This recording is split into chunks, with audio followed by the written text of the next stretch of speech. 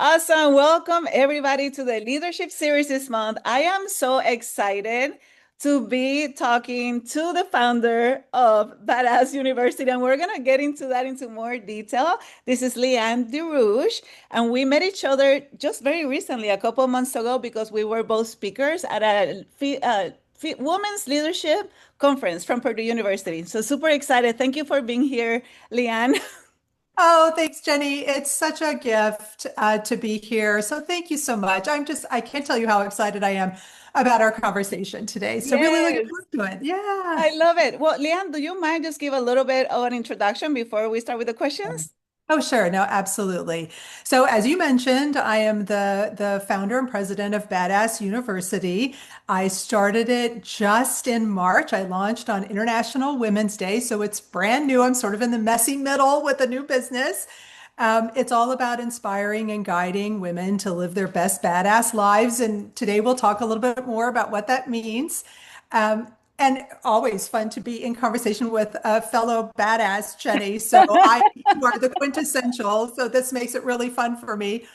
Also, before that, I was 20 years as a professor. I was an academic at a university. And then after 20 years, I reinvented myself and became a nonprofit executive director, did some international development work, especially around gender-based violence and violence against women in general.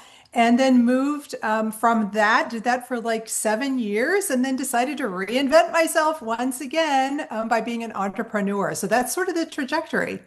That's amazing. You inspire me so much. And we both have wore many hats, and we're going to talk about that later on. In your mission of really going against, well, not against, for gender equity, right? And just to teach and empower women to own their power. I think that's really being, if I think about your trajectory, the common thread, even now in your university. So what does it mean for you for women to own their power? Like, what's the impact that you can see that leaders can have when they finally own their power? No, it's a great question because it is pretty vague. So, what do I mean by that? It's a great question. And when I think about owning your power, I think about it on two dimensions. I think about it internally and I think about it externally. Mm. So, what does it mean for a woman to own her power internally? It means that she's living in alignment. It means that she's living in integrity. She's in alignment with her values, with her truth. But it means that she's doing the work. We know this isn't a one and done. You have to do the work to understand sort of what your purpose is in life. And it means that you are always in pursuit of who am I at my core? How do I keep her alive? So I'm living my truth and also living in connection with my purpose. And that's a lifelong ambition, right? Mhm. It's, as you know too, it's like constantly doing the work. So that's the internal part of when I mean owning your power, you're stepping into it, and that's what it looks like when you're actually in it, right? So that translates then into the external, which is your actions basically, and how you are living your life. So it means that you're using power with. For example, it's very much rooted in collaboration. You are not using power over. And you have a commitment to that. You have a commitment to that level of, to that notion of using power with or that model.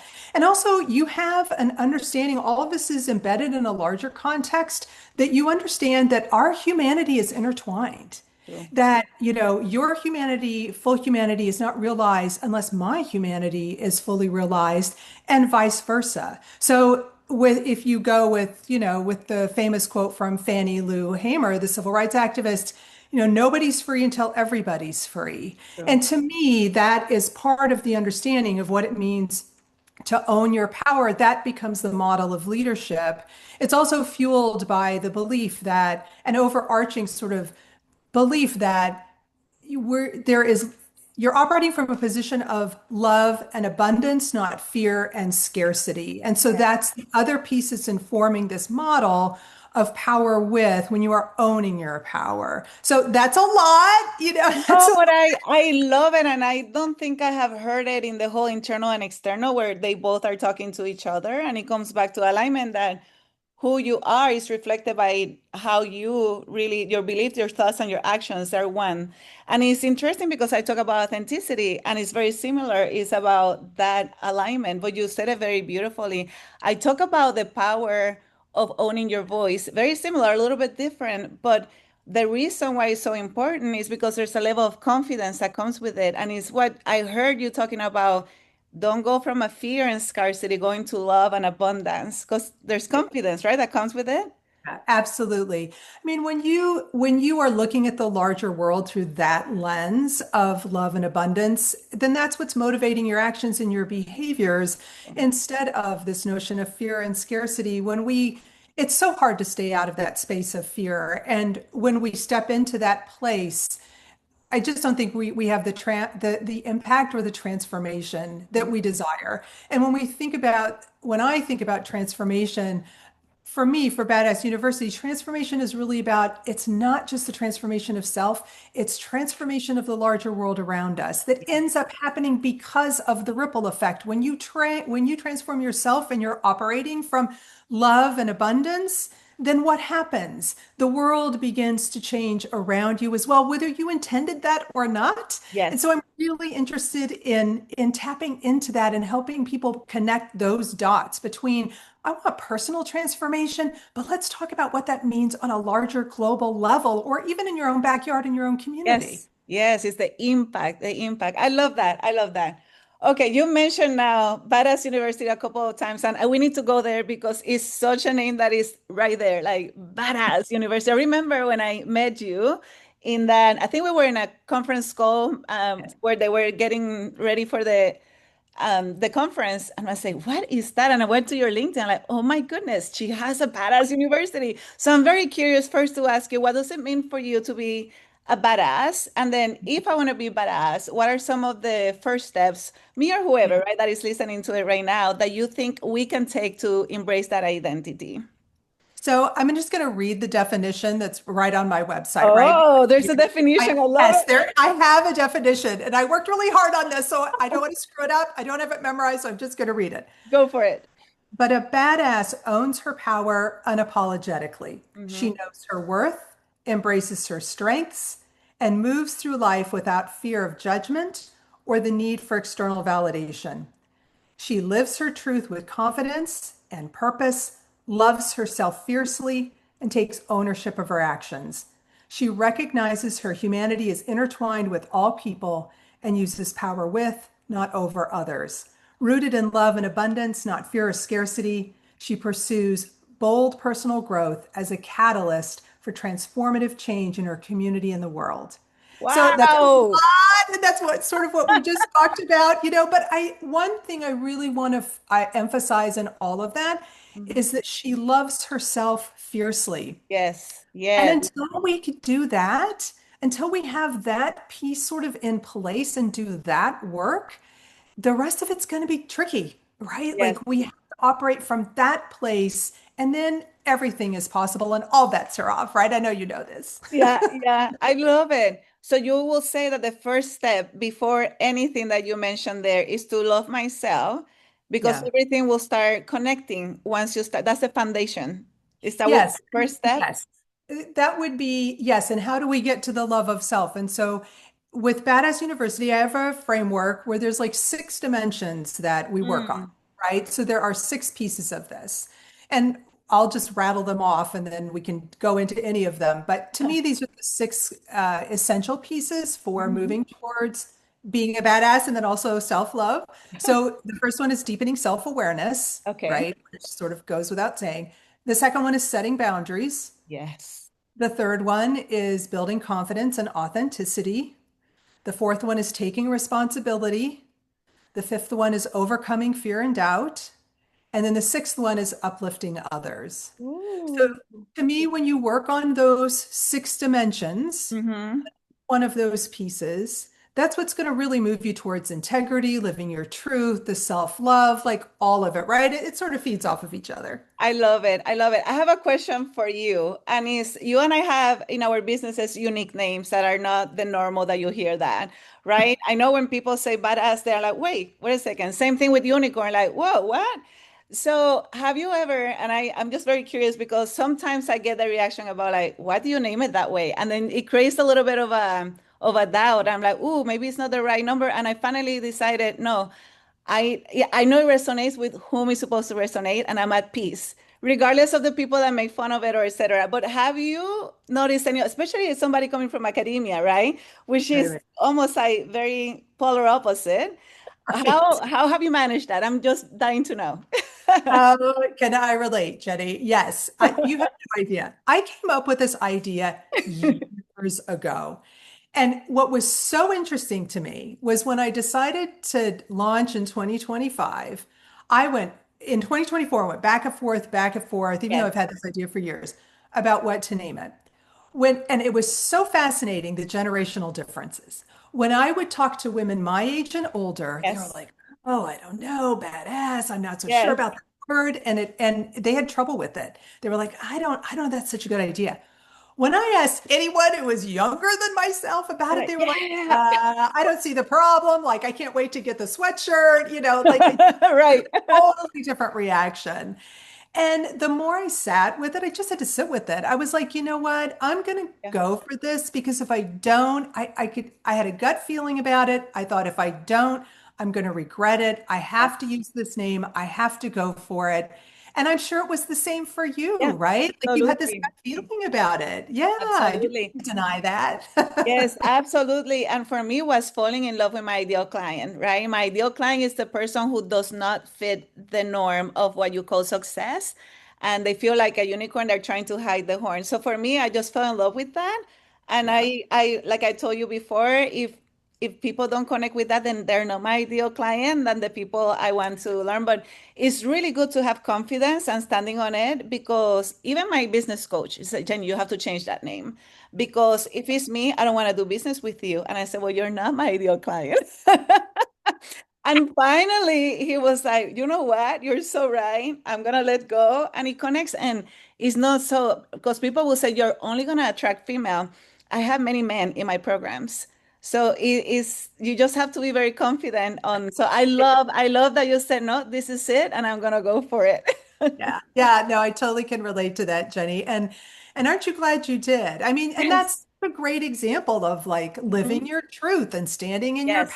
power and having that, trusting your intuition to just say, I know this is the right move for me. And now Yes. it's working out for you in all the positive ways. You've got the data now that proves that like, no, this was totally the right decision. Absolutely. And people will remember badass for sure, right? So, Well, same with unicorn, right? So yes, remember, yes, start the conversation, right? yes, And your exactly. point, your point is such a good one about, who your ideal client is. Yes, And it's like, well, that's fine. Then you aren't my client. And I think having that sort of discernment and recognition is so important, especially because as women, we want to be people pleasers. And so we want to yes, try to fit in and be accepted. And so being able to have the confidence to say, yeah, no, that's not what this is about. And that's okay. And being yes. okay with it, that's the key, right? Exactly, absolutely. No, brilliant. Oh, I'm so excited I'm having this conversation with you. So important for anybody to hear. And I know this conversation has been mostly about women, but honestly, the same thing applies to men. That's why I want to make sure that even the men watching this show, you can connect with. There's maybe elements that connect with you, or maybe there are elements that now you understand for your daughters or your wife or your female coworkers. It's always good to never stop learning. Absolutely. Very Absolutely. good. Well, Yeah. let's talk about women. And the reason is because that's your focus. So you've been mentoring and helping women in all different stages of life. So Mhm. now, if you look back, is there like a commonality, like a common barrier that kind of stops women from finally going for those big goals, career or business or personal? Yeah. What do you think that is, and how would you coach everybody who is listening to overcome that? Yeah, it's such a great question. And here's where men comes in too, because I think that the culprit here is gender and our notions around gender, gender roles, gender scripts, the messaging that we've all received about gender from society and from our families, right? And so there's so many larger cultural messages about telling us about what does it mean to be a woman? What does it mean to be a man? And it's really only those two, right? Those are the Yes. larger scripts. And it says, okay, as a woman, you're in this box, and as a man, you're in this box. And what ends up happening is that we internalize those things. I mean, Mm, I've seen, what you've put out on social media too about like, we're not broken. You don't right. need to be fixed. What we're trying to do is overcome what we've internalized and how that's sort of manifested maybe in some unhealthy sort of ways, right? So it doesn't mean that we don't have work to do or, things that we need to manage about ourselves, whether it's anger or whatever it may be, Right. right? Or issues we need to work on and unpack. But where does that come from? You're Hmm. not born thinking I need to play small in life so that Yeah. I can get along and be accepted, right? And so and men aren't born thinking, well, my only role here is to be a provider. And so therefore, I'm not going to have the connections that I need or with my family or with my children because I'm constantly working or because I have to be that provider or that I'm, so tough that I can't show my emotions. And then I end up being stressed out and I have health issues, right? So there are so many ways that gender actually holds us back because of the messages that we've internalized. Hmm. And for women in particular, often the messages that we've internalized is, well, if you're going to fit in, then you need to dress a certain way. You need to act a certain way. Don't be too loud. Don't be too big. Don't be too much. And Yes. then men, we've already talked about what does it mean to be a man? And often that's really unhealthy. And the research is clear on this. It has negative health outcomes for men because of what we tell men that they need to be in society, right? Mhm. And so these boxes are not helpful. And the way it translates then is a woman will tell herself, like, I can't do that. I'm too old for that, or it's too late in my life, or whatever it is. We now have the stories that we tell ourselves, and these stories are grounded in these larger cultural messages, Mhm. not just around gender, but that's what I'm going to focus on today because it's what I've studied and Yes. understand most, right? But Yes. it's those messages then that we internalize that we then turn into stories that we tell ourselves where we end up holding ourselves back. And then we think we're the ones who are broken or, Right.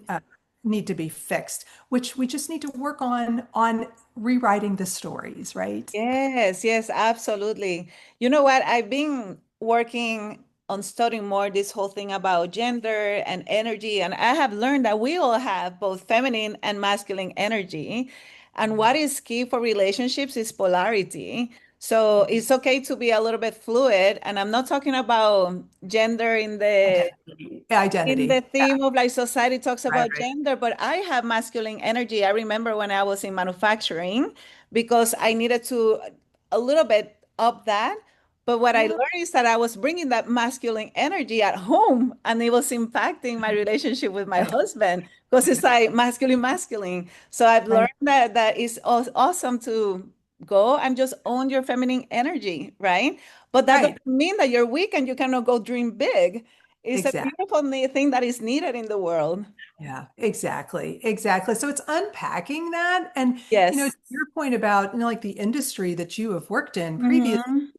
It's so I've heard these stories so often from women. It's like, well, it's mostly men. I'm like one of the only women, so I'm going to play their game. I mean, look, even historically, women used to do what? They used to dress like men in the workplace. They would wear Yes. suits. Was that like the 70s or maybe in the Yes. 80s? Wear suits and a tie, literally Yes. show. There's nothing wrong with that. But they tried so hard to fit in that Hmm. they just adopted the male model. And that meant that they were suppressing themselves and who they Yes. are at their Yes. core, right? Yeah, Yeah, not healthy. and then you get burned out, right? Because you're not in alignment with your natural energy. I Yeah, finally said, I told you, fitting in is a lie is actually the title of my upcoming TEDx, fitting in, the lie of fitting in. And you just have to embrace that female energy and go for it. I mean, it's so needed. Oh right, my goodness, right. I can talk about this forever, but I let's know, go. right? It's Let's go about the other another question I have. So you and I also have something in common that we have wore different hats through our trajectory. So you started in academia, you went for many years in nonprofit, and now as a business owner. How have you found the way to finally own your voice, even when it's unpopular, right? Or maybe when you're scared. Like, how do you do that yeah, through those trends? I'm talking about transitions and stay. yeah. You know, a big part of this has been unlearning. It's Mm. just about learning. For me, it's been about unlearning. Oof. Unlearning those larger cultural messages. That's a big part Yes. of it. To not play small or shrink to fit in. Mm-hmm. Part of it too is as a white privileged woman, Mm-hmm.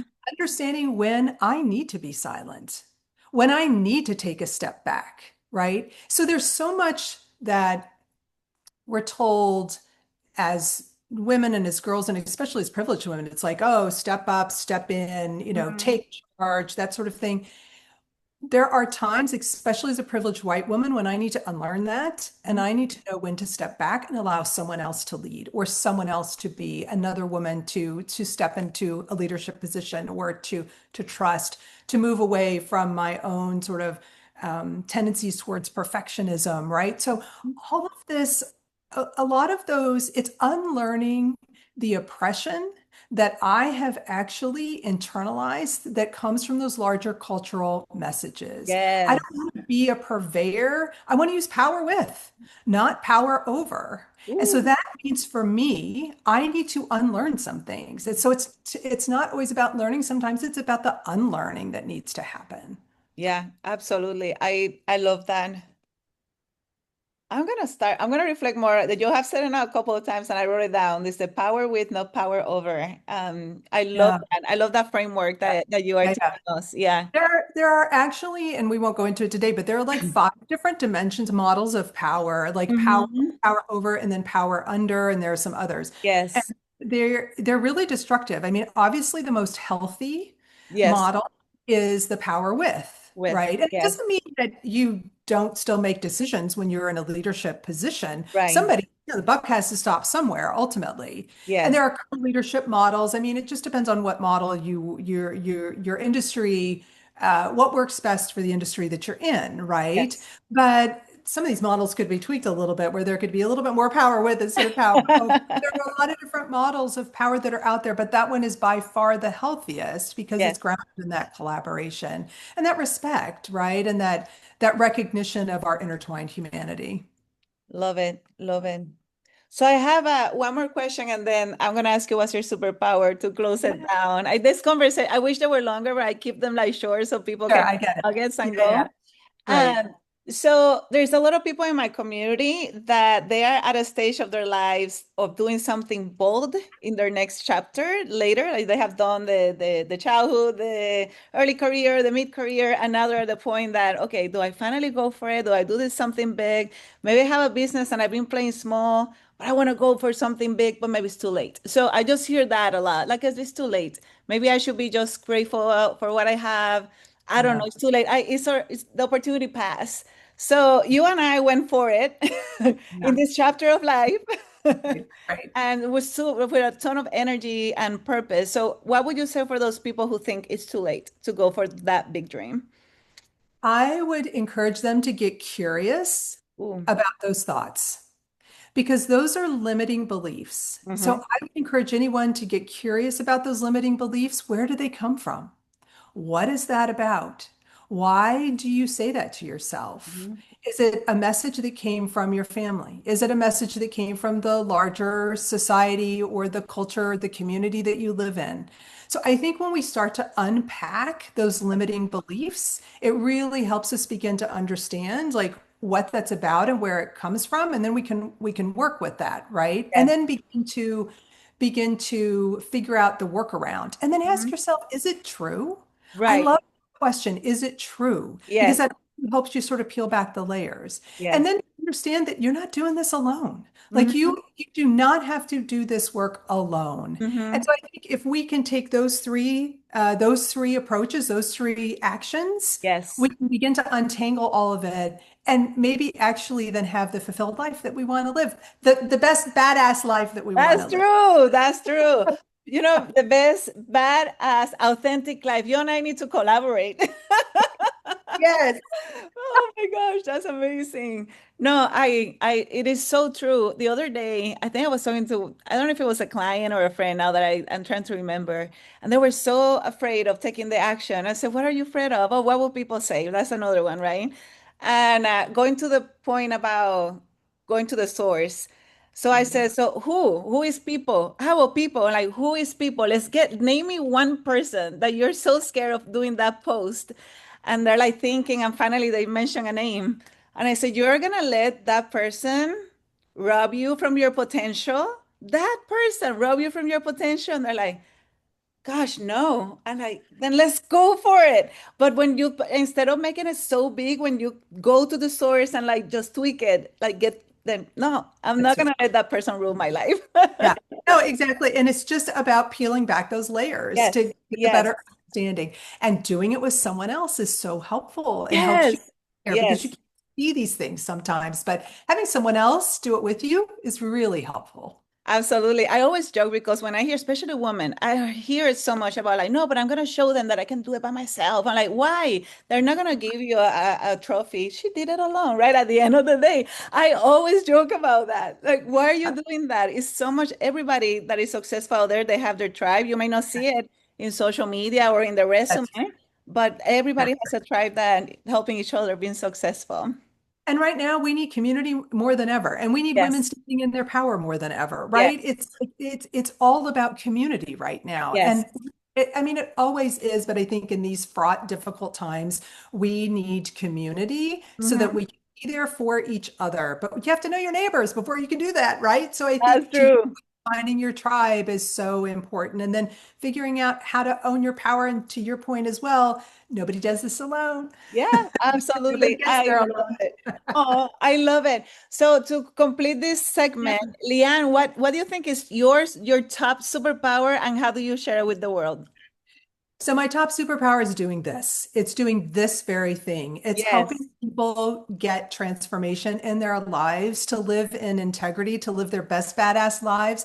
That's my calling. And it just yes, took me a few decades to get there. But the way I show it is by creating Badass University. That is truly stepping into my truth and yes. owning my power. And so that's why doing this today with you is such a gift, Jenny, because it reminds me of that and it helps me stay grounded in that place. And to be honest, I really needed it right now. You know what it is? You start a business, it's like you're in the messy middle. And Yes. it's that moment. And I knew that today would be reinvigorating because of you and who you are and what you bring and just your gifts, Jenny. So I just want to say thank you. Oh, you're very welcome. And thank you for coming because we need voices like yours to empower and inspire that you can make it possible. It's not too late. It's not just for a few people, it's for the people who finally decided to go for it in an alignment, just like you mentioned, and go for it. And because of the impact you have once you are going for that role. I have learned that it's not about the goal because when we hit the goal, we celebrate for 5 hot seconds and then what? But it's because of the person you become while working through the messy middle, right? And finally getting to the next milestone. I don't call them goals anymore, the next milestone. So Great. thank you so much for coming Oh, thank here. you. No, my pleasure. It was just such a joy to be in conversation with such a badass woman, Jenny. So thank Yay! you. I I love love it. it. No, I'm I love honored. it. If people want to learn more about you, how can they connect with you? I would suggest just go to badassuniversity.com, and then Badass University is everywhere, LinkedIn, Instagram, all the socials. So look up Badass University, you'll find me. Let's go, badasses. I love it. Thank you, Leon. And I'll see everybody on the next leadership series. Sounds good. All right.